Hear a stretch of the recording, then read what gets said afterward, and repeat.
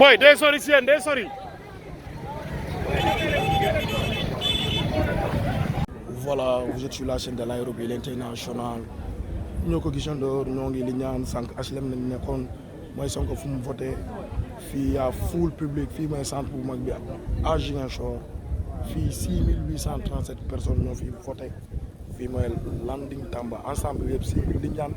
6837 fii 13 bureau de vote moo fi nekk j'espère ma jox leen tuuti ngeen xool ñëpp dañooy xaar man mi saf bureau 1 laay voté damay xaar trop de monde mais dañuy patienté def suñu droit loi bi laaj ñu def ko donc gisandoo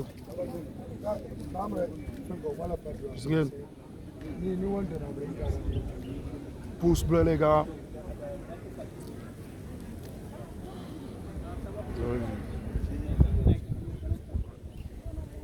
yëpp dañoo ñëw matal seen droit di leen fàttali ni à 10 heures moo jot à Ziguinchor au Sénégal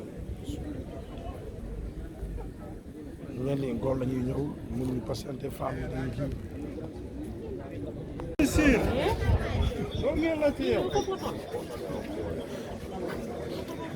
Les jeunes sont derrière lui.